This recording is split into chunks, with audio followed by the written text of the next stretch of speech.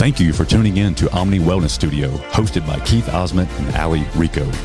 Through this podcast, we hope to bring you inspiration, knowledge, and strength through hearing about our experience and others that will help you win each day in life, business, and fitness. All right, we are back again, Omni Wellness Podcasts. Another beautiful day. I have a real special guest for you, a longtime friend, Shane So. What's up, brother? What's up, man? Thanks for having me. Yeah, man. We've been talking about this for a minute. I'm so glad that you carved out enough time to come and join us. Oh no, man. We've been busy. I mean, holidays too, but no, it's fun. Thanks. That's all right, man. Well, I don't even know where to start because we go back a long time. I know we weren't like the bestest friends growing up, but we did hang out for a while, and I feel like we hung out for a short bout, and then there was a huge gap. Yes. You know, of like what. We were trying to determine that gap a few minutes ago. Has it been 20 years? 15 years? I've met you, let's see. So it's been about 16 years since I met you. And then we had a good 8-year gap. And then I think I saw that you were doing the stump grinding. Yeah. That's cool. Because I know I met you through Brian Blaylock. Oh, yeah. And I have the best memories of us hanging out. I guess Chili's was our preferred spot. Yeah, it was Chili's to hang out. Brian Blaylock loved Chili's. I think he still does too. Yeah. Hey, and what's funny is they got the best hamburgers, man. Bacon burgers. So believe it or not, mine and Allie's preferred just good bacon cheeseburger is from Chili's. We'll have to try that. If you're a hamburger connoisseur, you love just a good hamburger. I think Chili's is probably one of the best. And what's funny is we'll be in groups of people and we'll start talking about food and burgers and then other burger connoisseurs will agree with us. They'll say, yeah, you're right. Chili's is the best. Bacon cheeseburger. I always remember the molten chocolate cake. Oh, there you go. That's a beautiful one too. Not healthy at all, but yeah. But yeah, Chili's is great. And I remember you just being really into, martial arts and magic tricks. Yeah. And I remember some of the craziest tricks were other than the card tricks, you bending a quarter, we'd be sitting there at the table with a group of people and you would actually ask them to get a quarter out of their pocket and they would get it out or go find one in their cup holder in their car, come back and you would grip that quarter and bend it right there in front of our eyes, man. Yeah, it hurt my fingers a lot at the time. Yeah. So at that time, I remember Brian Blaylock was, we were practicing trying to tear phone books. And I finally stumbled upon a guy that could bend coins, so I started practicing in order to do that. I need to see if I can still do that, actually. So you're kind of freaking me out here because I don't know if this is part of the act or was that a real thing? Was you actually bending quarters? Well, yeah, yes and no. Okay. I'll put it that way. Because I can't never tell. I'm like, okay, I know he's, a lot of these people that are really into mixed martial arts, they got a lot of internal strength that it's a mix between magic tricks and, kind of like sleight of hand stuff.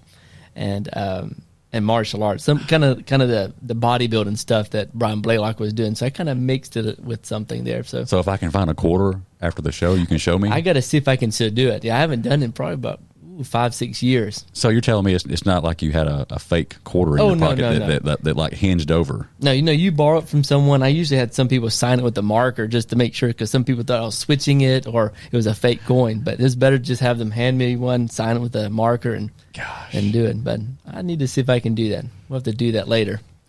And what got you into that? What led you in? Have you always been fascinated or was that another way of, in my opinion, challenging yourself to learn a skill? Honestly, I'd like to say it was that, but really, because I was a magician, actually. I did some shows for Coca-Cola Company, Dave & Buster's. I did all the way stuff from even kids. And then I said, what's something more entertainment for adults? And usually it was something like, other than just doing cards, I like doing stuff with rubber bands. And then I said, man, maybe something like that bending a quarter was pretty nice, Yeah. Yeah. So. And what age did you get into showbiz, so to speak? Well, I've been doing magic tricks since I was 12, and then I started doing it professionally when I was about 17, and only did it for 2 or 3 years. Some shows, but man, that's crazy. I used to love that. And then I did, like I said, I did stunt doubling a little bit, and I tried to do a little of acting. Had a few movie roles, right?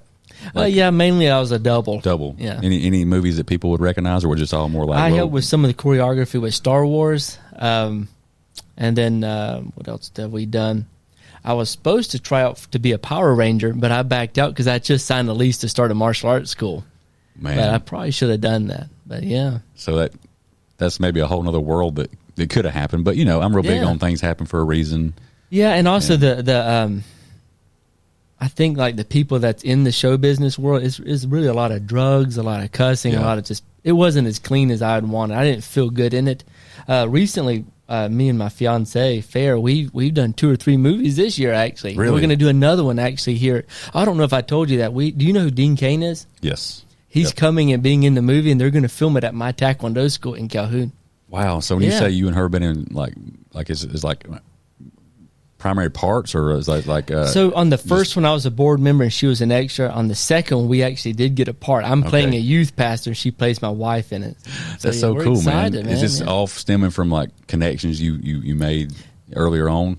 No, recent connections. We met a guy, his name is Jason Campbell, and he does more Christian-based, faith-based films to kind of, give families something a little bit more cleaner movies than just what's on Netflix. I like that. So we kind of met, and now we're going to try and work together. So I'm going to actually produce some of the movies with them, and they're really good people, man. That's you have so to cool. come and be a part of that, actually. Well, man, I think as the way I'm looking at it right now, you're definitely getting out way more than I am. But I'm recently learning over the past 2 years that yes, when you start investing in certain things, it allows you to get outside your box, which my box has always been Rome, Georgia.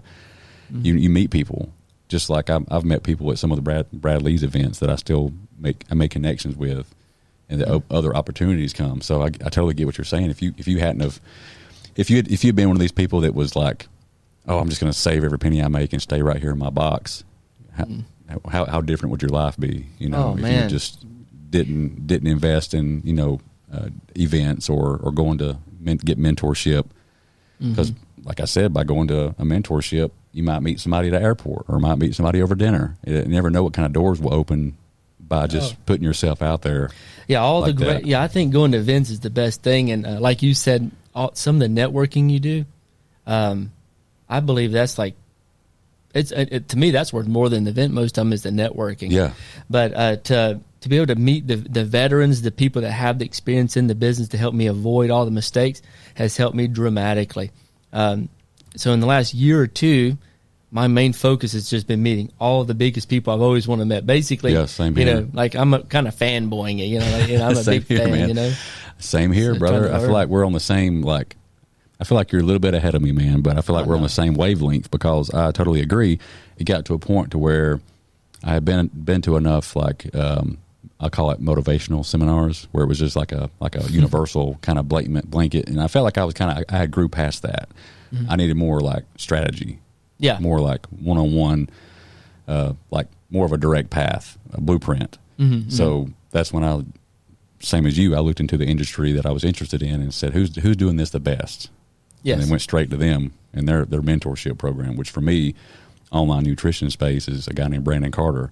So totally immersed with his program and have been for a while, and it's definitely made a big difference. So I'm all about that. So that's really cool. It's not every day you meet people that see that, man, because I wish more people would. A lot of the people that I surround myself with, and it's just not to knock Rome, but a lot of people are in this scarcity mindset, looking for every which way to save a dollar, living paycheck to paycheck, the coupons, I can't afford this, I wish I could do that, and a lot of wishing, and I've just always had a bigger desire to do more than that. Yeah. So I don't think there's nothing wrong with Rome, but basically it's the 1% of the more wealthy, and 99% are middle class, or people just trading their time for money. So just like you were saying, is 99% of the time we're getting the wrong advice from people. And Rome's just such a small town. 1% is just a very small. It's hard to reach some of them guys. So I had to go out of Rome, Atlanta, Los Angeles, Costa Mesa, California, Miami, and just meet the big guys there that are the 1% guys in their communities, which is 1%. There's like really big here. And so I just think that in Rome, it's more of which is good to be a family guy, family place. Yes. I think it's a great place. I want to live here. But as far as for learning knowledge and just getting out of that small town mentality. You have to, go out a little bit. Yeah. I mean, and a lot of it's how people were raised too, I mean, and it takes a lot to break away from that and change things like generationally, like if you were brought up in a family that was very like, scarce and didn't have much, and you saw your mom always cutting coupons out of a newspaper, and you could only get new school clothes when things were on sale, or if you took a trip to Goodwill. Like, that's how a lot of people grow up around here. I did grow up that way, yeah. So, yeah, I mean, I grew up kind of what I call average. I don't think my parents were struggling quite that bad, but I just know I got a lot of friends that grew up like that. So, I guess, how did you break away from that? I guess, when you grew up with parents doing stuff like that. Oh, man. Did you know that you wanted more than that at a pretty young age? When did that switch flip for you that was I want something different? Yeah, honestly, I mean, to me, I grew up and we lived in a trailer. I remember we were kind of we were not super poor, but we were like on the top spectrum of poor, I guess. And then when I was like 5, 6, 7, then we became more middle class. My dad had a martial arts school. My first thing was like, I don't want to be in the martial arts business because I've grew up in it since I was 3.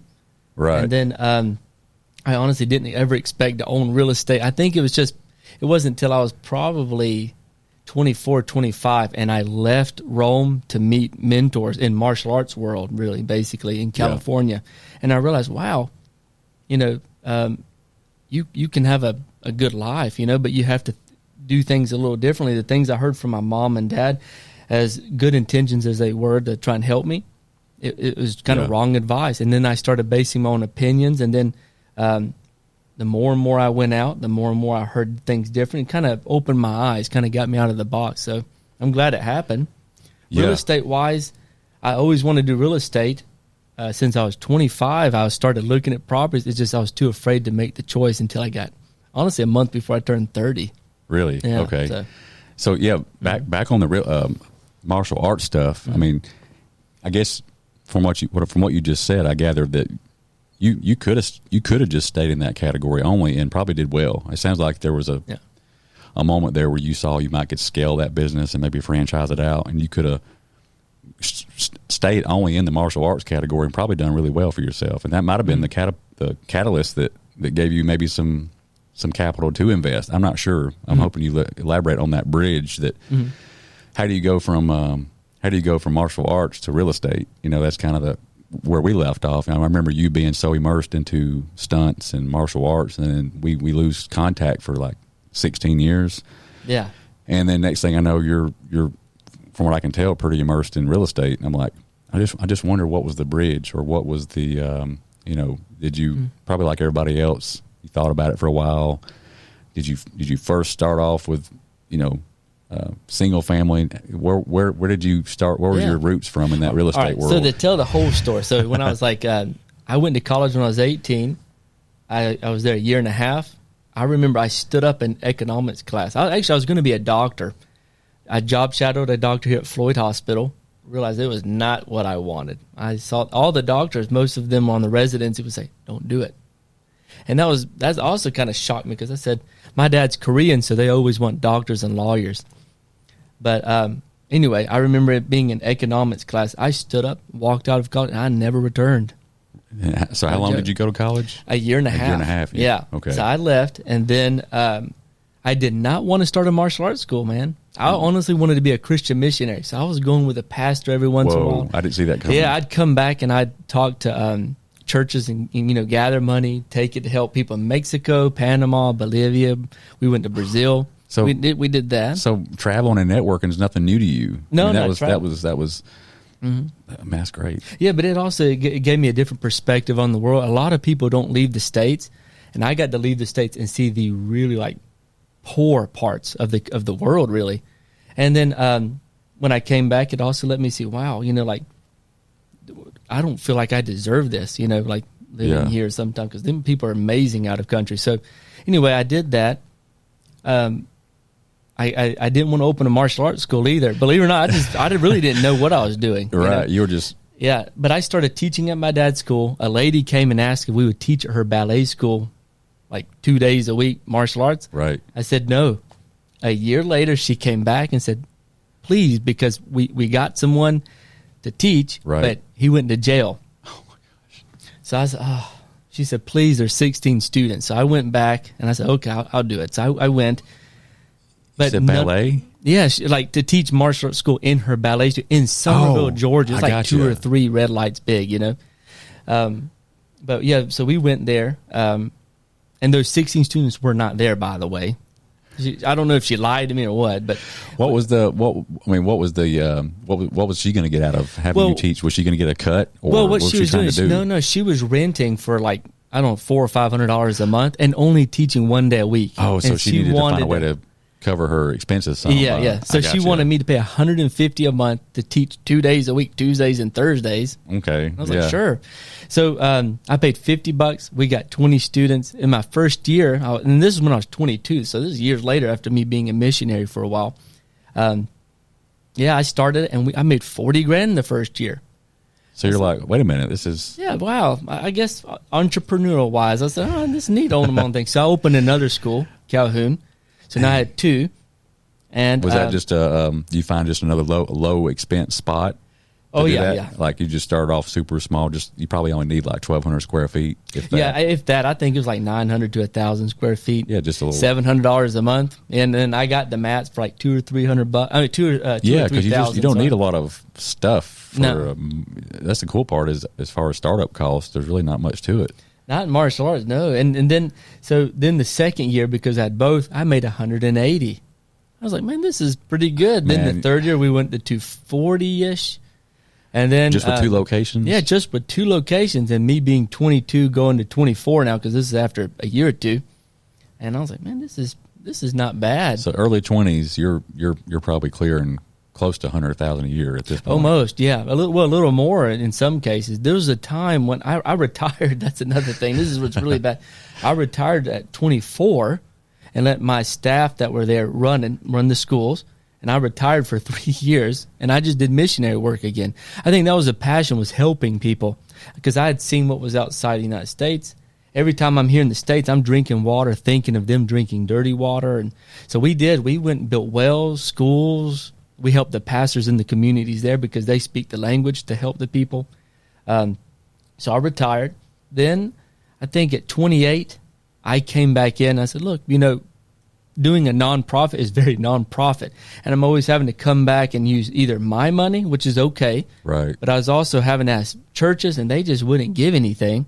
So I said, you know what? If I can just grow these businesses and just do well. So I went opened the school. We opened to 5 Taekwondo schools, and from 28 to 30.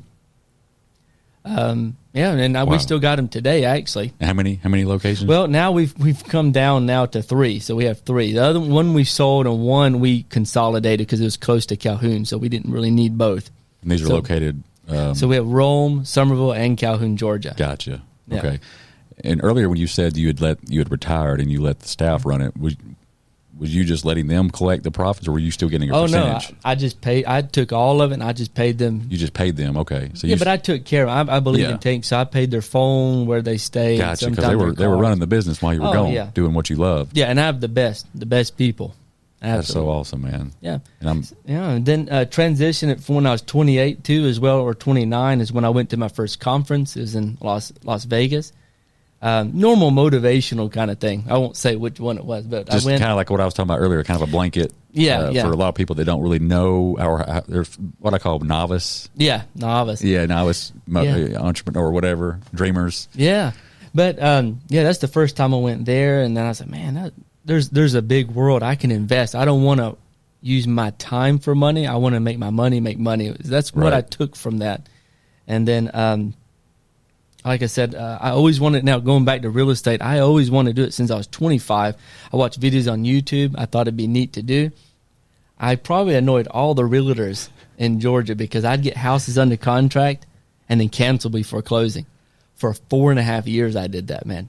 I know I annoyed a lot of people. Yes, I'd find a bunch of, I'd get them under contract, cancel, get under contract, cancel. So was that a form of wholesaling? No. What do you mean by contract? So in order to buy a property, let's say I find a property, they want 130. I'd say I'll give you 100. They agreed to it. I have 30 days to close. Oh man, I'd cancel it. I'd back out. I know I at least would you at least give them like a week's notice, or sometimes right down the wire? I'd probably do it like a week before or something. But either way, I know I wasted their time. You would just chicken out. I'd chicken out. Yeah. The only reason I bought one, which I'm very happy. Do you know Edwin Garcia? Sounds so familiar. Yeah, he's a young. He's an investor here too in Rome, but also he's an agent. He helped me get one house under contract down Burnett Ferry, and it was $45,000, man. It was cheap. It was like bank owned. What year was this? This was 6 years ago. So what year was that? 2017. Yeah. So the market was okay. I mean, it was all right. But you got it for $45,000. I put it under contract, and then I called him to cancel again, like I always did. It was but he said, "Shane, come on, it's under contract. Just do it." So I did it. I said, "Oh, okay." So I finally got it. So I bought it in January. I actually bought it with Zoran.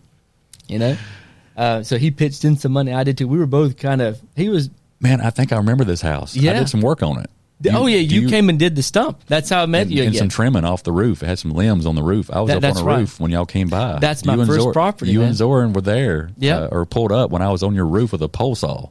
That's it. That's the one. Me and Zoran did 2 deals, and that was the first one. Okay. So I got it under contract. We bought it in January of whatever year that was. And that was a month before I turned 30. That's how I always remember. Man. We sold in August, but dealing with contractors then that whole time, they always said, it's going to be done in 2 weeks. Yeah, right. And then 2 weeks later, 2 more weeks. It went all the way to like June, July, man, okay? We sold it in August for $124,000. Okay, so there was some profit there left on the table, right? So we made maybe around 60-ish, and then after taxes about 40-ish. And I was like, not bad. But during the time, January through August, because I was so stressed with the contractors and worrying if it was going to sell, I've heard all these horror stories about, people fail, you can lose everything. Just put a lot of mental stress on you. Yeah, it's almost like you said, you got to do it again. Yeah, and I wanted to make Zoran happy, because he's my best friend, right. At that time and now, really. But I said, I don't want to let him down, and he's given, he has faith in me. So anyway, during that time, January through August, I started studying, what can I do to not have to repeat this, do passive income? Yeah, so you found out real quick that the flipping thing may not be your preferred choice because, tell me if I'm wrong. I think if you're going to do the flipping thing, you almost got to have your own dedicated you got to know your contractors and use the same ones over and build a relationship with them where you can kind of have it on autopilot and they're almost like working for you full time. I guess you could get it like a well-oiled machine if you wanted to, but I didn't mean to interrupt. But go ahead. Oh no, you're right. Then for the first one, it scared me, I guess. But yeah, you're right.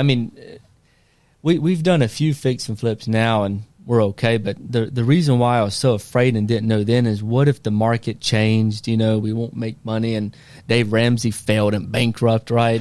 From his stuff. So I have all this in my head, right? But I started studying, and then realizing you can buy properties more than just paying cash, or going to the bank, or fix and flipping. You can do passive. Yeah. So in August to December, I bought my first 60 homes, mainly. So you went from checking it out on doing one deal to also just going crazy. Yeah. And buying 60. And I'm assuming not all 60 was purchased the same way. There was different, because you told me earlier something interesting that I didn't know. There's 30 something different ways to. Yeah, there's 33 different ways that I've bought properties, and I used 1 or 2 or 3 in that, and how I bought those 60. So now I usually buy and hold, and if it appreciates, that's cool. And sometimes I can sell, but I try not to sell. Now I'm going into commercial. So that's cool, man. So yeah, that's always, I'm kind of in the same position you were in. I'm watching YouTube videos till I'm blue in the face, and you got one guy that's like wholesale. You got one guy that's like, think bigger picture, single family, there's he calls it a threshold. He tries to stay between the 200, 250 or less, because it brings more income. It's more stable or something like that. Yeah. Well, that's kind of right. If you go over that, it's hard to. Yeah. Yeah. I think for on average, for the rent money, 200 to 250,000. Yeah. Right. You start, because you can't, like in Rome, you're not going to do well renting out a $800,000 home. No. So we have one actually, and it's hard. It's hard, because the freaking rent on it would be astronomical. And I mean, if somebody can pay that kind of rent, they would probably just buy it, or or have their own place or something. Unless it was like in a I don't know, touristy spot. Like if you found an $800,000 home on a cliff of Blue Ridge, that's different, But not here in Rome. No, not in Rome. Yeah, that's right. Yeah, so like so 60 properties, and you found some creative ways to work with banks to.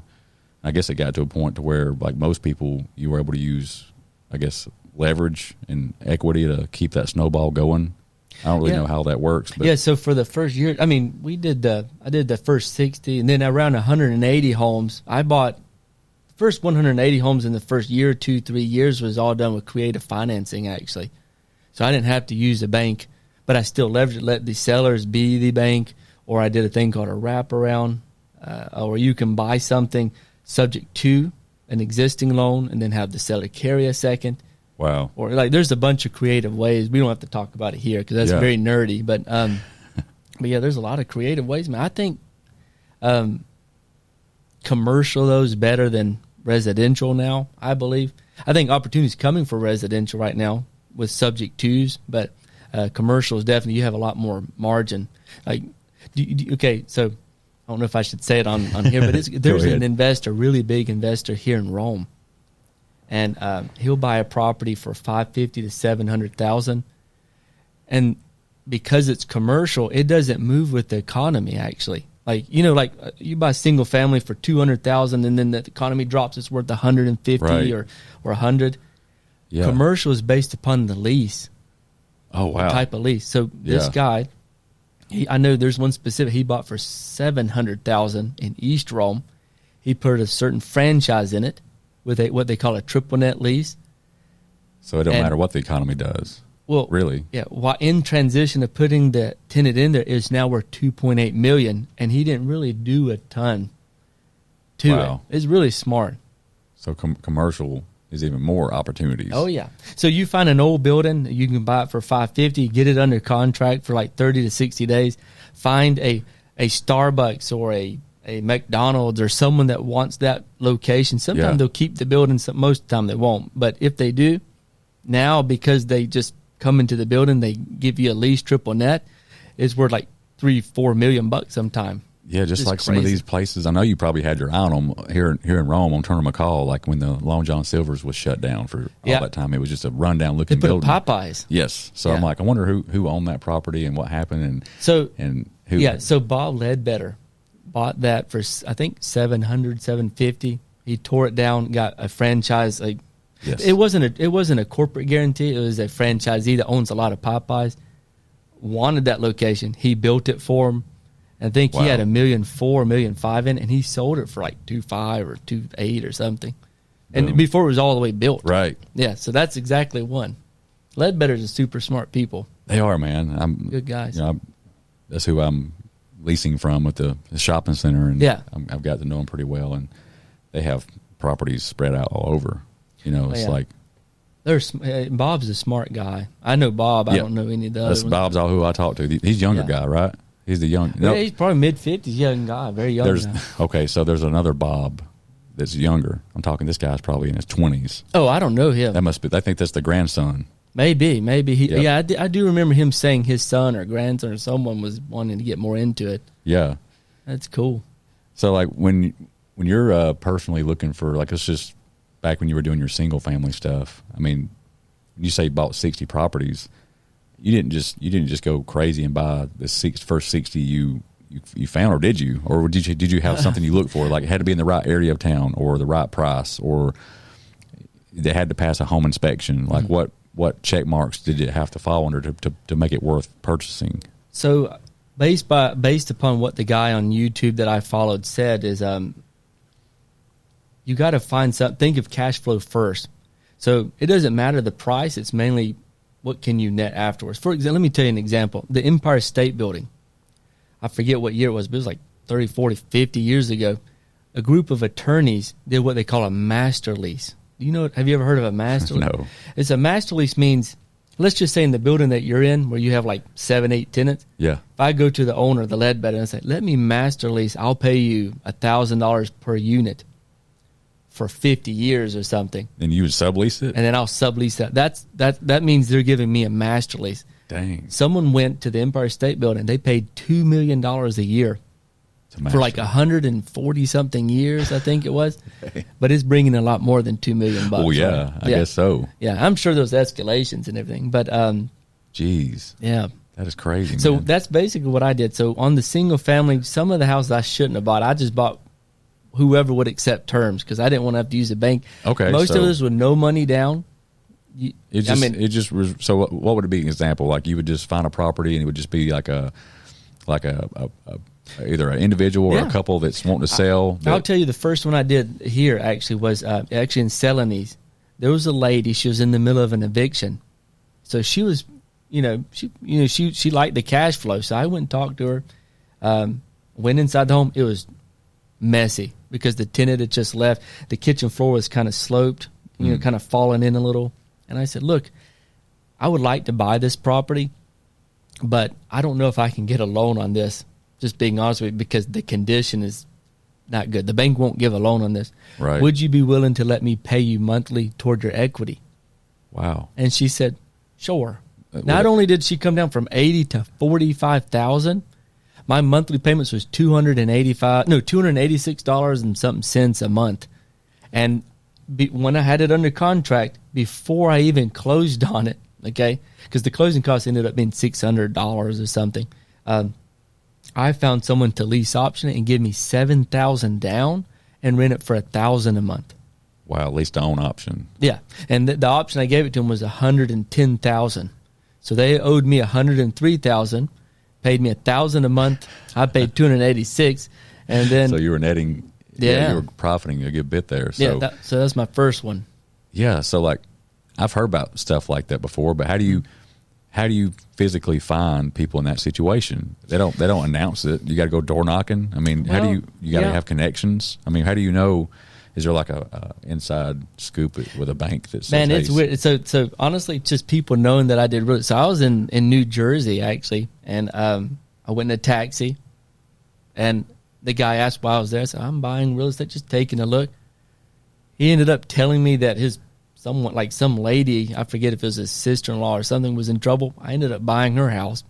Jeez. With her. So I mean, that's one way but the way I actively go is you can buy lists online.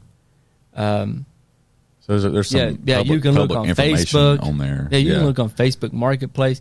The best one is actually going to the courthouse and finding out which landlord's in the middle of an eviction, though, because they're already hating everything. They love the monthly. They just don't want to deal with the tenant. We're upgrading them from tenant to bank. They just receive the check. They don't have to fix any toilets or anything, and we take the responsibility. Wow. Yeah, so that's what works. Mm-hmm. For them, man. That's so many different strategies like that. You know. Yeah, and doing it that way, if you talk to guys that are in their 50s, 60s, 70s, they're kind of ready to retire, but they want cash flow. Some of them guys will have 20 homes. I bought a package of 33 properties, but it's 52 doors because some were duplexes and quads. I bought all of them from them with no money down. And that's just crazy. It sounds like a scam, Have you ever used a bank on Yes, later on I did. As I got more experienced and then I started talking to mentors and stuff, I found out how I bank as leverage. Yeah, you got to be real good with banks and know how to do the terms. Do you know what balloons are and stuff? I've heard of them. So if you buy a property, like I bought one, my Taekwondo school is $750,000. They gave me the loan for $550. They'll give you like 80% of the loan to value. But if it's a 3-year balloon, means you owe all of it after 3 years. Wow. Okay. But what if the interest rates have tripled? True. And then the value. Trouble. So you got to know how to manipulate that debt. So and I've been learning. So that one was set up on a balloon or no? Oh, that was the one that I did. And then I changed it, and I'll kind of skip to the cool thing is I paid $100,000 to meet Grant Cardone because he's a master of debt. Yeah. I bought an apartment complex for $2.5 million, and I had it split between $1.9 and $600,000 for the land behind it. I paid no money down for this, by the way. Closing cost was $8,000 something. Right. But we was cash flowing. Let's see, the rent was $18,000. My monthly payment was $12,500. We changed it to 28 grand within 3 months, and now we're at $42,000 a month, and my payment was still 12, 13,000. Yeah. Thing is, I had a balloon with the seller because, you know, they're older guys Right. and they're ready to, you know, cash get out. their money. So I met with Grant. I paid the $100 grand. I had the coaching with like a one-on-one. Yep. He made one phone call, gave me, you know, kind of gave me that help. Now my payment is dropping by $3 grand a month. They're giving me $600,000 on a cash out refinance. Wow. The balloon is in 20 years, and it's a 30-year term instead of a 20. And my interest rates are still in the 5s. Just because he knew a way to reconfigure the deal. He's a master with. Oh, and there's no recourse. It means I am not personally guaranteeing this loan. Basically, I'm not. Man. So Grant is a master with debt. So it goes back to the mentors. So Right. man, I love going to these guys and they help, man. So how many properties do you own at this point? Have you like, has it went in waves through the years? I mean, have you? Yeah. So we're selling. I'm liquidating some of those single family that I bought a long time ago. So I'm really holding on to a lot of capital right now. Do you know what a 1031 is? Mm-hmm. So I'm in the process of doing some 1031s. Instead of having like 30 doors, I may put it into one building. Gotcha. We've been looking at an office building in Atlanta, Gotcha. 99,000 square feet, man. Just one building. It'd be really neat to buy. And then there's a guy named Manny Koshman. He talks about office buildings, so that's why we're going to try that out. This will be our second office. Fading from like single doors to like just big square foot, you know, buildings, whether it's warehouses or because residential. I mean, if I have 240, 280 single family, how many roofs do I have? That's a lot of roofs. It is a lot of tax bills. But if I can sell them off and put it into one really good asset, great location, cash flows, and it's in one spot. That's one roof, spot. One tax bill, one maintenance guy. It makes it so much easier. True. I'm all about that because that's just kind of like how I've structured my life. You know, I'm all about time is money. You know, my personal time and my mental capacity too. Mm. So like, how ironic is it that I live just three minutes down the road? Oh, you're living the dream. That's awesome. The nutrition shop is just right down the road here. My podcast studio. So everything I do is just within 2 or 3 miles from each other in the Hydrate Infusion Center. So I value that. So it only makes sense, yes, if I ever got involved with that real estate, and especially commercial, that yes, I'm the same way. The idea of having it all under one roof. Be crazy. It just makes everything more organized, you know, as far as efficient, in my opinion. Like you said, one maintenance guy, one roof, just keep it all right there under in one place. Oh yeah, I think Trump he lived in the penthouse. He went downstairs to his office and and back on a question I forgot to ask you earlier when you were talking about structuring these deals where you take a property owner and they're being evicted or whatever, and they like that cash flow. Mm-hmm. It also helps them on capital gains, right? When they're able to. That's right. That keeps that kind of mitigated. Like it only open that can of worms, does it? When they. So on the apartment complex that I bought, like I said, I paid $2.5 for it.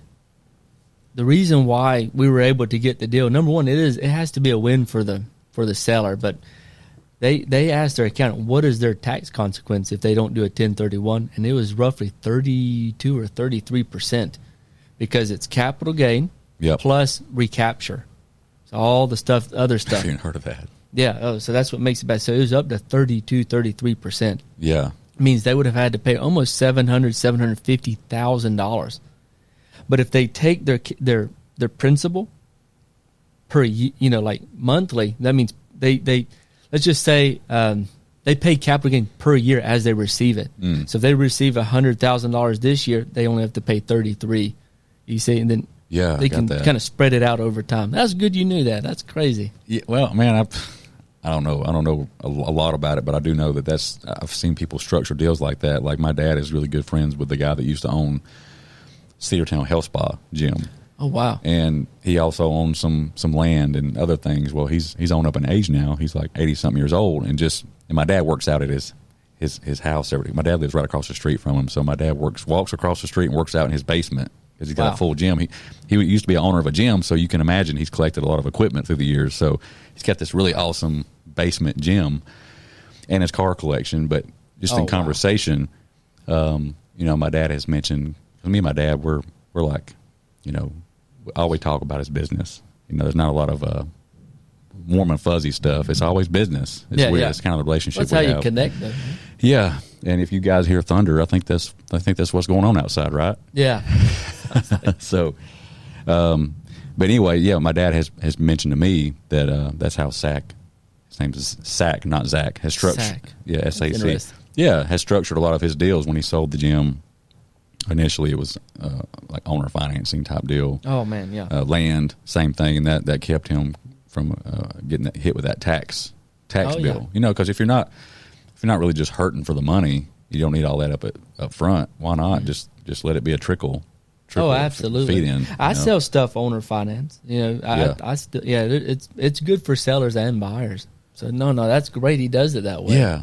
So like, hopefully all the different moving parts and the information we've talked about on this show don't overwhelm people even more. But if you had somebody that even like myself, maybe I'm asking this just for me, to gets to a point where they're really to step off and buy their just first property. I don't know if I can buy 60 at one time, my first bout, but I often wonder, am I better off just because I know some people that will they go look for the worst of the worst. Like they just, like you said, they just look at the potential cash flow. Yeah. So they don't care if it's in the worst part of town, and realistically, a lot of times, I don't know. I mean, I don't know if they manage these properties themselves as far as knocking on doors, asking for rent, or if they get a company to do it. But either way, a lot of these people will pay their rent usually because that's where they sleep and that's where they got to live, But, it might be a house that's kind of fallen in a bad part of town, but they'll go in and make it livable, throw some paint on the walls, patch the roof up, and this is more of a lower income area, so people don't really care if it's got some saggy floors or as long as it's dangerous. Like, it's not going to put somebody's health at risk or whatever. They don't care. They'll put a little money into it and cash flow $500 to $1,000 a month. Yeah, I noticed that in usually, now this isn't all the case. You can find an amazing deal, but usually if it cash flows more, it's usually more of a lower income area, and it's nothing bad being lower income. I'm not saying that, but it's kind of like in more of an area where you almost got to go with a gun, because there's stuff that's like 15, 20, 30%, Right. But it's like you're going to always have to deal with them. You're always going to hear from them. And then there's this medium, like if you're making between 8 to, do you know what cap rates basically? If you're making like an 8 cap, 10 cap kind of thing, it's kind of like you'll still get it, but it's a little easier. Usually the more expensive the property, the lower the cash flow you're going to get, the lower cap rate you're going to get, but the less headache. So you gotta give or take. There's pros and cons to it. I don't really want to go like some people do Section 8 and all that stuff. Do you know what Section 8? Well, your buddy Dallas is, I think, on that train right now. Yeah, you mentioned earlier. Yeah, and they'll all say, I mean, you can make good money on it, but get a check from the state every month. I mean, that's like a for sure direct deposit. Yep. But what's the cons to that? We've done Section 8. I've done some of those, but it's like sometimes the people that pay nothing are the ones that complain the most. I don't know how controversial that is for me to say on here, but it is usually they are the ones that complain the most. If they're paying $100 and the government's paying $600 for them, and they're paying, I don't know, man. It's like I noticed the people that pay more and a higher end product, they don't bother us as much. No, and they worry about their credit more, and they're it's kind of like they're investing in the house with you. Right. Now I think a landlord should take good care. We don't call our people tenants, and our tenants. We call them more clients. So we try and treat them with respect.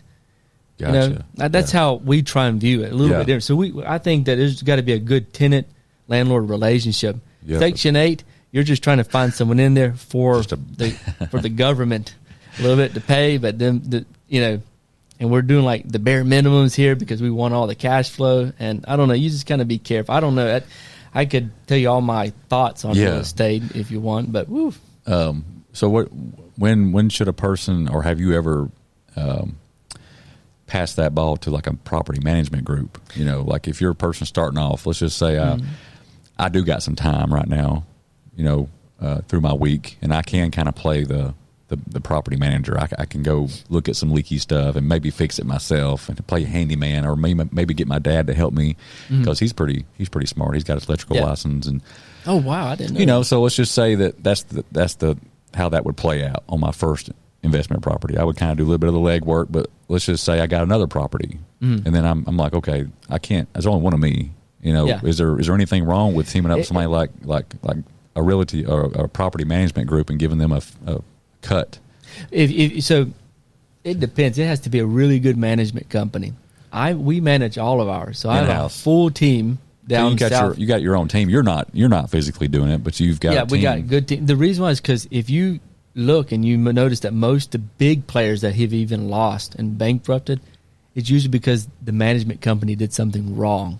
Like, what's an example? Number one, they could embezzle. They could steal money. Number two, if you have a lot of doors, I haven't had this happen to me because, like I said, we do our own, but I have friends that have like 50 doors, and they saw that 3 or 4 were vacant. They never were vacant. It's the company's keeping them.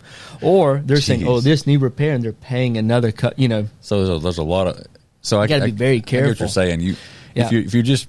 Let me ask you this. What's the threshold for, in your opinion, for even needing assistance, whether it's hiring it out?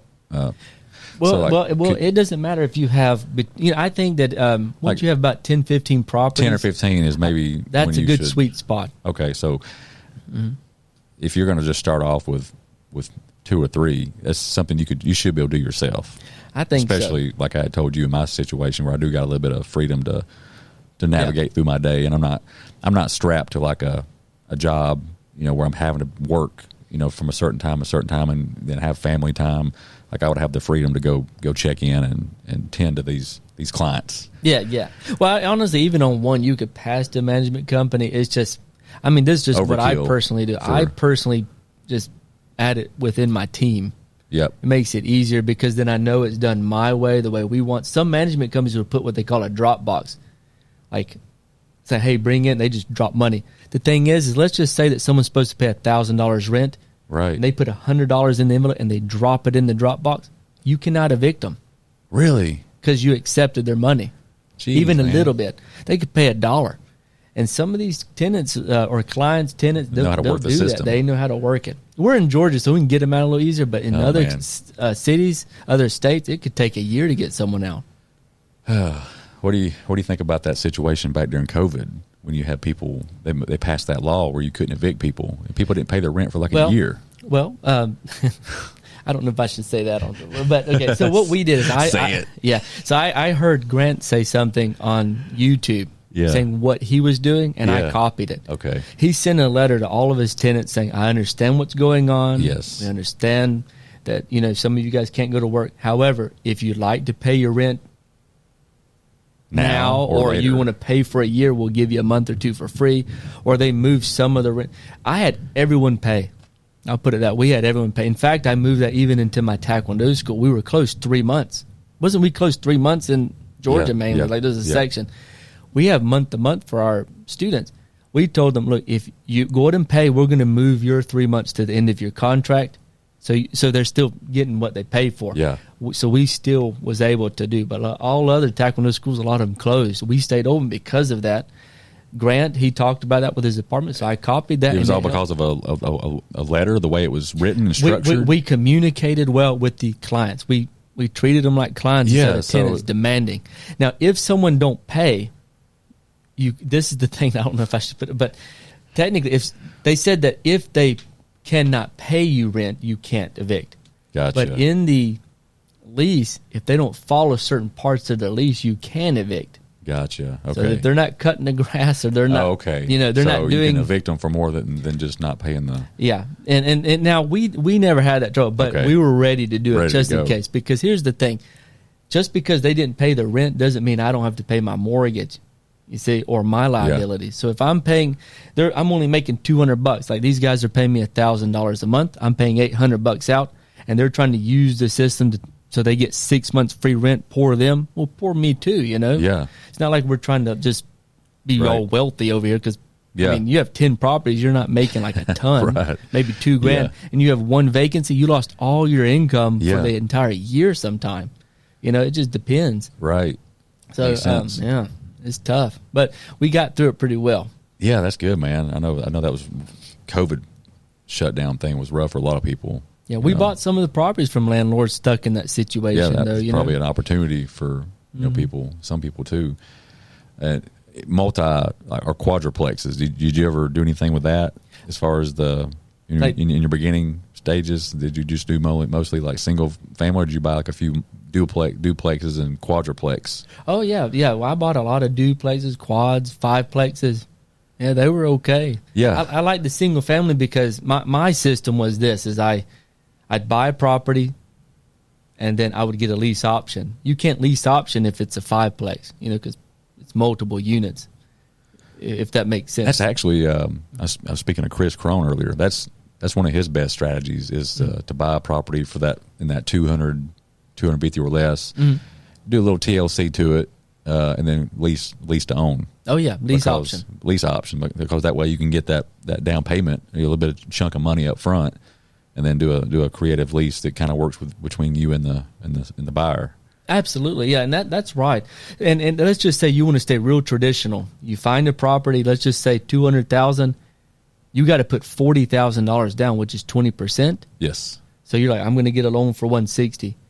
But if you can, while it's under contract, find someone to lease option and give you $50,000, you can use their $40,000 eventually, technically, toward it, and you make $10,000. Jeez. So I did that a lot of times too. See, so there's some. So for example, there's one property I paid. How much did we pay? $180,000. So it was like 30-ish thousand. We had someone give us $60,000 down payment. We sold it for I think 300 something. So I think I know your answer, but if somebody can afford to pay that kind of down payment, why wouldn't they just buy their own house with it? It may be because they love the property. They can't help who owns it. Mm-hmm. What's it going to take to buy this thing? And you're like, if all I'm offering is a lease to own, it's really just using you instead of a bank, right? Well, they're lease optioning. It means when they pay their lease, there's two agreements. So let's just say I have a property and it's $200,000, and you're going to give me $50,000 down. So you owe me $150,000. Yes. You're going to lease it. Means there's no principal pay down. And then you have the option to buy it within that 2 or 3 years for $150,000. Now that sounds like I bought properties like that too. So let's say you have a house for $300,000. I say, look, man, I'm going to give you $40,000 now. Yep. I owe you $260,000. I want to eventually own this home, but I need to get whatever I need to get fixed. Okay. And so in 2 years, then I can go to the bank and cash you out. I mean, yeah, pretty good, right? The reason why is because the majority of people cannot get a home mortgage, not because they're not a quality person, they're just not qualified right now. So means they're either self-employed, right? Don't show enough income, student loans, right? Debt to income medical, ratio, debt to income. So what I'm doing is giving. If someone's going to rent somewhere, why not rent the place that you're going to eventually buy? Give them an opportunity to go ahead and get their foot in the door. Yep. On a property that they think it would be good to raise a family in. Mm-hmm. And give them time to get what they need to get fixed. So when you say fixed, who pays for that, them or you? Whatever. No, it's like, for example, let's just say that if they're leasing to own, who's responsible for the hot water heater until they own it? I mean, how do you create those terms? Oh no, yeah. So whenever they're called a tenant buyer. Okay. So under the lease agreement, I got to fix things, but under the option, is their responsibility. So they pay for the roof, the air conditioning, everything. Gotcha. Yeah, they have to tell me that the only thing is we have to inspect 2 times a year just to make sure, because if the tenant buyer is responsible for the roof and it's leaking, they're not going to want to fix it because they got to pay. So I go and check, and if they can't pay, then we'll do, like I'll pay for it and let them pay it back or something like that. Gotcha. But yeah, man, it's pretty good. So we had a guy, a group, I had 32 properties. I didn't want anymore because, like I said, it was when I was first starting, kind of in the, area that's kind of, where I don't, number one is real far away, 4 or 5 hours from me, so I can't monitor it as well. Number two, it's not necessarily the class that I was wanting to deal with. So I sold it to them for $1,850,000. They paid me $150,000 down. They owe me $1,700,000. They pay me $9,000 a month, and my payments maybe like $4 or $5 right now. But so I make $3,000 a month, and then they'll cash me out after 2 or 3 years. Really? So that's me helping investors be able to buy too. Wow. And what it is, that's giving them time to say, hey, look, we have experience with this amount of properties. Number two, it shows that, hey, this is how much cash flow. It helps their income to debt ratio, right? And the reason why I do it that way, a lease option instead of owner finance more so, is because me as the person giving them this opportunity, I still get the depreciation. And when they close, I can do a 1031 without paying taxes. That's crazy, man. Yeah. There's a bunch of stuff. You're definitely opening my eyes to how many different ways you can structure a deal or closing on a home, Oh, yeah, it's fun. That's crazy, man. So is most of your properties, do you like having properties where you can just kind of drive a short distance and see them? Or because I know you had said something about Jersey. Yeah. So how does that feel when you're buying stuff that you can't even see or keep your eyes on? I bought stuff there's a property in South Carolina. I never even saw it. I bought it. I didn't even go fix anything. Honestly, I had the seller put a lockbox on it. And when people went to look at the home, they just send me a picture of their license, give them the lockbox, let them go look. And that's how I sold it. The New Jersey house I got to, I did see that one. But I've never met the tenant buyer that got in there. Dang, man. They paid me $50 because the attorneys they send you the money. It's easy to do. Yeah. But the other thing is I got my pilot license. So I know you're doing your helicopter, right? Yes. Yep. So how many hours do you have on your helicopter? 17. 17. Man, I'm only at 10. 17. Got past the hovering. Oh, man, I still can't hover yet. But no, I got my pilot license to do like a single engine, Yeah. So I can fly within an 8-hour driving. I can get there in an hour and a half, 2 hours. So that's why we want to do Florida. We were looking in Panama City, Florida. We're looking at a hotel in Orlando. We've South Georgia, where my family lives. South Carolina, Tennessee, North Carolina, Alabama I haven't touched yet. But it just means I can be there. You I can't remember exactly what you call it. It's similar to what Grant Cardone does, but you're giving people opportunities to invest in your portfolio of properties. Is that what you're doing? No, what do you call that? So Grant does syndication. So if he has one big deal, let's just say like the Ledbetters here. Yes. Well, I don't know if there's a syndication, but let's just say that I wanted to buy that. I would pool together like 100, 200 people that each come into my fund, my syndication fund, and we would all own that together. Gotcha. I did start. Now this is kind of new, but I did start 2 hedge funds. Okay. So my hedge fund is only for accredited investors. So they either have to make $250,000 or more, $200,000 or more per year, or $300,000 if they're married, or have a net worth of $1 million or more, excluding their personal residence. Cool. But that pays either 6% or 8%, depending on how much they put into the fund. And cool. And I made that because that's how I retired my mom and my dad. Yeah. They had money, but they didn't want to do active and just honestly, if you have money in your account, you'll blow it. So that was their way to be able to invest with me buy properties that, for example, let's just say that there's a $200,000 property. Yep.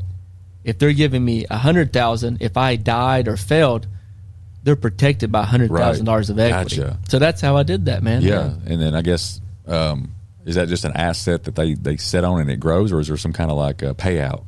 Oh yeah, so twice a year they get paid out the interest. It's interest only, actually. And that's based off the appreciation of the property or the no, just on their money. On mine's what they call a debt fund. Okay. So they don't get any equity with my type. Gotcha. It's just a debt fund. Means they can get out of it easier too after about a year or so. In grants, they have to keep their money in there 10 years or more. He's all about the number 10, right? Yeah, he is. Man, he's crazy. 10X. And you've seen him twice now. Twice. I'm going to see him the third time, hopefully in August or so. And so I know we can touch on this a little bit more. You agree that if you truly want to sharpen your knowledge and skill set, invest in whatever it takes to get around people that's doing it better than you, whether that's going and seeing them in person, whether that's investing in an online course from that person, And sometimes that's not cheap. And so many people don't want to pull the trigger on that kind of money as far as anything that's going to make them better. You know, even with like some of my nutritional coaching online, it's not your cookie cutter approach. It's totally catered to the individual, and it's not cheap. But it's not. People want to lose weight. They want to feel better, but when they see that sticker, that price, they're like, you know, all of a sudden, you know, I just can't do it. I can't do it. I'm like, so, and that goes for anything. That goes for, you know, gosh, some of the prices that you've paid for events and mentorships, people would freak out knowing you could have bought a house or a car for it. Oh, man, you know, so what do you think is the mental block for a lot of people? You know, how can they push through that to know that hey, you got to invest in yourself some if you have any desire at all to better yourself physically, mentally, spiritually, you have to give somewhere, right? Yeah, something's got to give. I think people would spend $100,000 on a boat, you know, but so, or let's just say, like, man, you're speaking some truth there, man. Yeah. So to me, each person has their own reason they have a mental block of doing it, but in my mind, what helped me is I said, man, it's $5,000 for a ticket to go learn whatever. Yes. But if you pay $5,000 and you make even if you only make $1,000 a year, forever, it pays off. Exactly. So guaranteed for me, every time I have paid to go see someone, I've made money. Yep. So, or it opened my door, or it helped my network. So, like I said, I spent $100,000 to see Grant. I spent, I don't know, $10,000-$15,000 to see Damon John and other people. Yeah. I'm going to see a guy in New York pretty soon.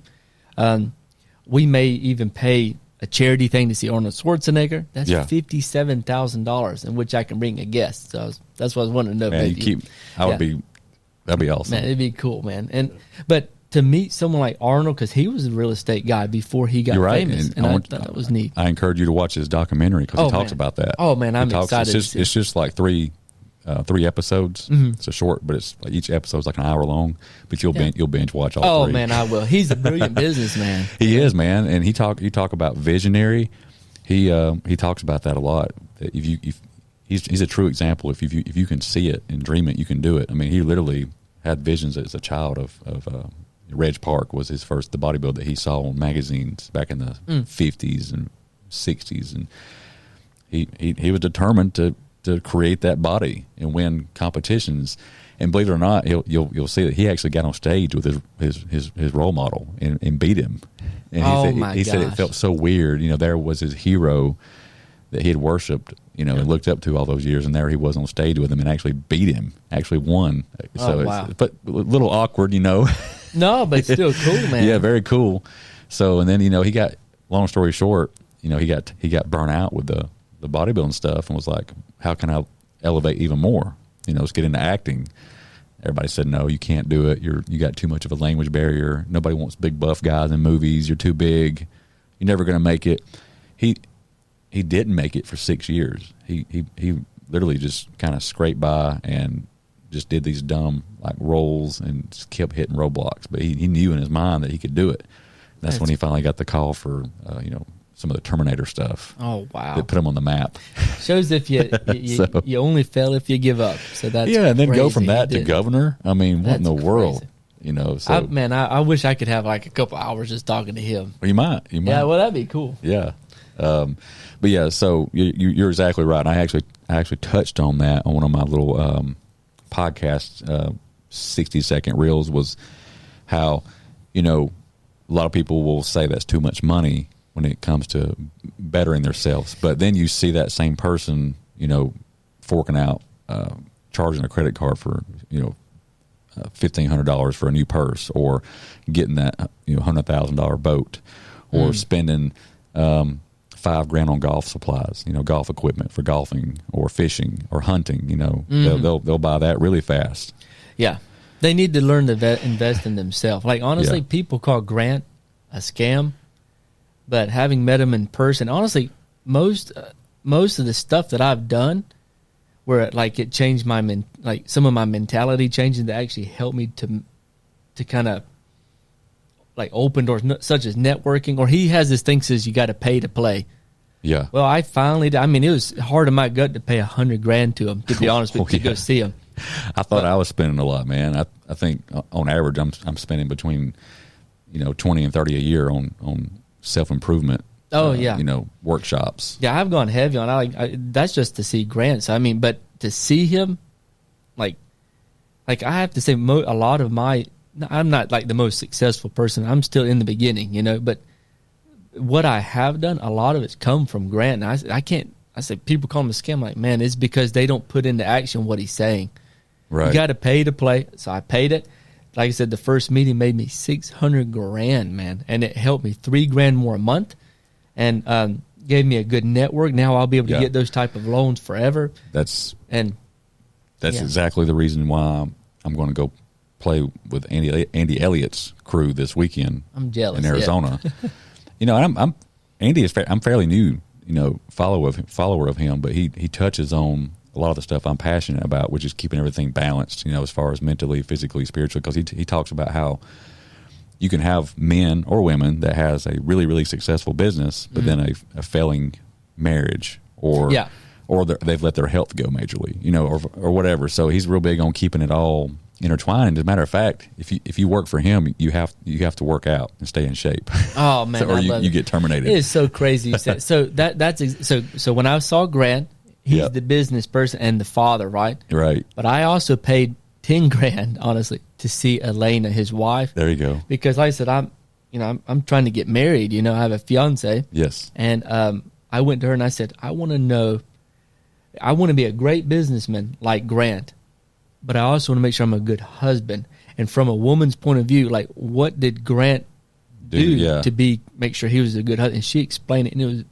amazing stuff that she told me. Well, I'm sure she gave you some great advice, but one simple thing to sum it up, if you really wanted to dumb it down, from Andy, he says, "Be where your feet are."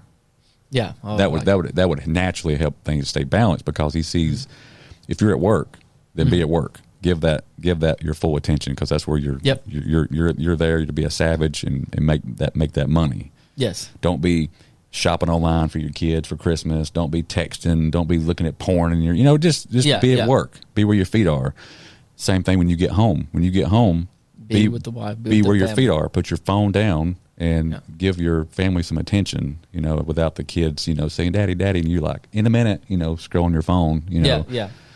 No, that's great. So that's your feet. I love that. Be where your feet are. So as soon as I heard him start talking about stuff like that, and the fact that he's in sales, and it's funny because I'm so interested in sales now, because I was so against it for so many years. I've always looked at anything sales as scammy and spammy, and I didn't want anything to do with it. But the more I'm in business, you got to have it. Yeah.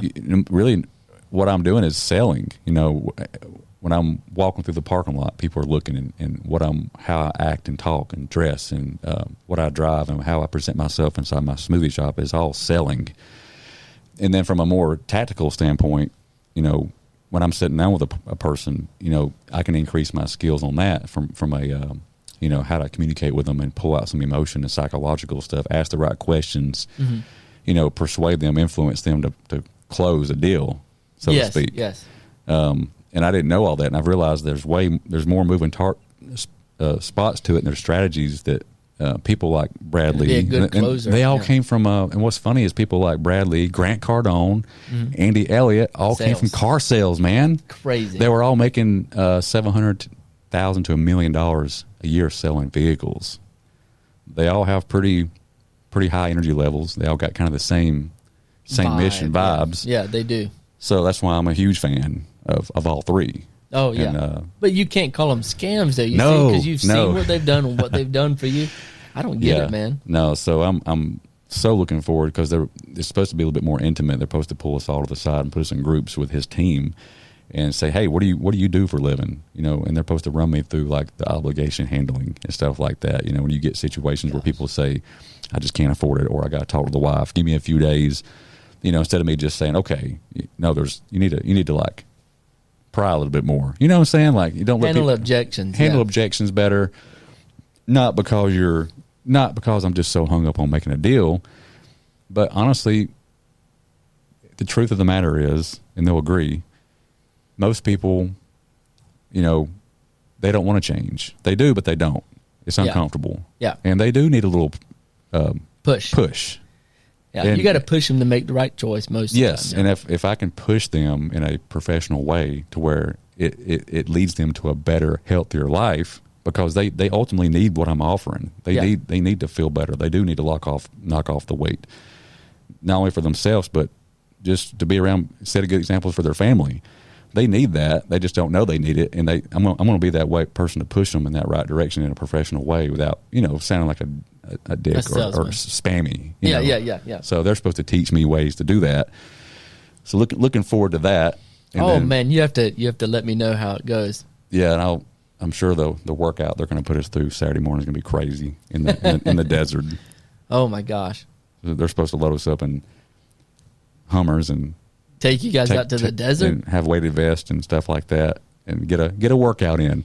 Saturday morning. Oh my gosh! Are you going to document all of that too? So I asked him. I said, "Hey, do I need to bring a camera guy?" And he's like, "No, we're going to have our own media crew getting everything on camera, so you'll have plenty of footage." So, cool. We'll see how it goes. You should have some stuff pumping out soon. Yeah. So, how has personal branding been helping you? Yeah, man, it's definitely super, super valuable. If you just focus on just attaching your name to value. Just providing value for people, whether that's whatever industry you're in. If for a long time I was so worried about giving away too much free information, all my secrets. I didn't want to give them away. I'm like, man, people need to pay for this. But the reality of it is, and I talked about this recently, was everything you're saying is already available on the internet world. That's true. YouTube, it's out there somewhere in a $20 book at Barnes and Noble. It's there. So,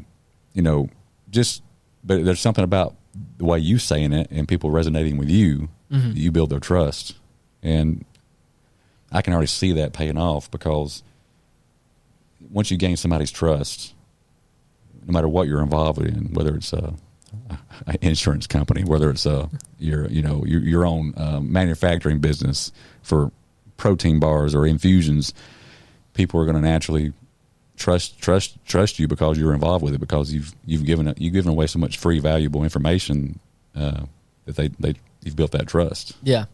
One thing I think is neat about you too is you've always been in health and fitness, but when I saw y'all's eating, and then you had you do the smoothies. What else is it? You do the infusions, infusions and injections. Yeah, vitamin infusions, and then the blood testing. Yep. Yeah, that's crazy. I like how you kind of circle it, but it's all good, man. Yeah, I never thought I'd be all in with health and wellness, but the stump grinding business, like I told you earlier, was a stepping stone. Mm-hmm. I had no idea that was going to allow me to meet the people I did, and the connections and relationships, send me to awesome places to work and live for months at a time after hurricanes, and got to help people, man, get back to normal, and that's, you touched on going to these other countries, and it reminded me of, I know how that feels probably, because when I went to Panama City, Florida, after Hurricane Michael, just 3 days after it hit, I pull into the city, and Walmart is packed with tents, with families sleeping in tents with babies, and you see trains turned over, boats turned over, houses off their foundation. I'd never been to an aftermath of a Cat 5 hurricane, so it looked like a third world country. Oh yeah, and helicopters were everywhere. I haven't told this to a lot of people. I actually had so much anxiety that I turned around and went back home, because I was thinking, these people's lives are ruined. There's no way they're going to be worried about stumps right now. Why would somebody be worried about stump grinding when they don't even have a freaking place to even stay? So I got back home, and then my tree friends were still there, the guys that own tree companies. Mm-hmm. And they actually called me and said, "Hey man, we need you." I'm like, why do you need me? And they're like, there's some pockets of the area that didn't get hit as bad, and we need you. So yeah, man, it's like I'm sitting there in a yard operating this machine, but yet I'm looking up, and a lot of the photos I have in my album it shows a person's roof missing and their siding missing with a big blue tarp over the roof. Gosh. And they're not even living in the house. Maybe they are, but it don't have power, don't have air. They're just kind of camping out there. but I'm out there grinding stumps. And I actually asked a lady one time, I said, so I'm just curious, ma'am. I said, don't take this the wrong way. I'm just more curious. Like, why was you worried about getting me out to grind these stumps when you have a little bit more going on than just, it seems like there's some stuff out of order. Yeah, some priorities out. She said, and she almost started crying. She's like, look, it's going to be weeks before they can get to my roof. It's going to be a week before the power is restored. She said, you out here in my yard working and showing progress. Oh, wow. And just that alone is just for mental and emotional. Mental, man. And his freaking light bulb went off. And I'm like, dude, if that's what I can offer while I'm here, is just showing people progression, and giving them a sense of just something being done while everything else is going to be weeks out. That's awesome. Yeah. Wow. Yeah. Well, you actually radiate about health now, though. Who knows how many people you've actually saved their life from, who knows, diabetes or whatever. Who knows? Yeah, man. I'm real passionate about that because I just feel like so many people, I call it suffer or struggle for no reason. I would just wish, I feel like sometimes I believe in people more than they believe in themselves. And I want a better life from them than they do for themselves. And it's sad, man, because I see people struggling. I see people having issues that can't breathe at night because of sleep apnea. I see people taking medication every day. And I see people truly not even being able to really enjoy life with their loved ones because they can't do simple stuff like hop on a roller coaster ride, with their child at Six Flags. And that's frustrating because I'm like, it don't have to be this way. Yeah, they don't even know what it feels like to be normal anymore. Right, and unfortunately, like I said earlier, a lot of it's how they were raised, and that's what they're used to, and they don't know there's a better life. But it's like if they could just see just a little bit of the other side, and I try to paint that picture for them that it don't have to be like that. Just with some small changes in habits, implement some better habits. They could totally make a shift and be a different person within a year. Wow. That's what's cool. So, yeah. And I admire you for going to different countries, man. I mean, that's something that I always thought would be humbling and who knows how much that would impact my life. So maybe I can pick your brain on that later on how would I get plugged into that, whether it would be away for a week or away for a month. That would maybe give me some more motivation to keep getting stuff in order here as far as the delegating process, because that's what I'm currently doing is refining and getting things here locally so much to a point where whether I'm here gone for a week or 6 months, things can still stay glued together. Oh yeah, absolutely. And it takes great people to do that. And I'm so blessed with the people that I have right now in my life, as far as them believing in me and the vision of the companies and stuff like that, and trying to create that culture. Oh, absolutely. So, and your team, they see how passionate you are. Yeah, they do, man. Yeah, man, that's crazy. They do. So it's been super rewarding. I'm blessed. And sometimes, was it? I forgot who it was. Maybe it was Keith Cunningham. Keith Cunningham was on Bradley's podcast. That's a great episode too, by the way. I have to go check that one. So he wrote a book called The Road Less Stupid. Okay, the road. Yes, so mega successful person, but he basically wrote a book, basically stating all the things to do and not do. Road Less Stupid, path of least resistance in business, and he talks a lot about real estate, stuff like that. And oh wow. Road Less never assume anything, just because you feel good and passionate about a deal. Still don't mean it's going to work out. No, really, that's true. It comes down to numbers, sheer spreadsheets, numbers. Like that stuff don't lie. Yeah. But he, I forgot where I was going with that. What were we talking about before that? It'll come back to me later. But yeah, Keith Cunningham. If you listen to his episode, you'll pick up on it. Yeah, I'm going to watch that today then. So yeah, great. But you see, I got Bradley's book right there. Yeah, it's great, man. No, I have to hit up. I have to kind of go to some of their seminars. I've never been to one of his. Yep. Well, Shane, man, I appreciate you being on the show. Any advice you want to give people before we cut off, as far as anybody in a situation where, they're considering investing in real estate, or I guess really my question to you is, if you had one word to sum up the success that you've had, whether it was with martial arts or the magic tricks in real estate, what does that come down to? One word? So, or a few words. Oh, yeah. Like, is it a mixture? Is it just... Go to, because I'm in martial arts, I always go to the master. So I'm a very firm believer in going to the mentors with the experience and the veterans in the field. Cool. And you got to do things you're afraid of, man. You got to get out of your comfort zone. Yeah. Most of the deals and stuff that we do, I'm scared most of the time. But after I do, I'm like, man, that was good. Just like the real estate, I bought that house. Took me 5 years, bought it. And then I just ran off, took me a long, 5 years to get one home and then 60 homes in 4 or 5 months. So I think just kind of doing that, just getting out of your comfort zone and just do. Yes, just do. I'm definitely learning that. Just a lot of thinking, a lot less thinking and just more doing. Absolutely, yeah.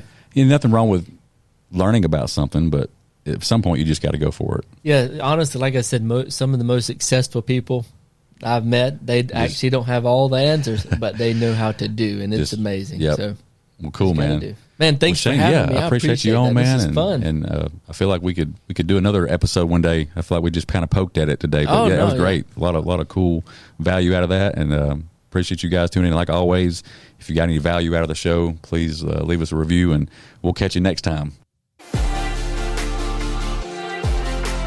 Thank you for listening to another episode.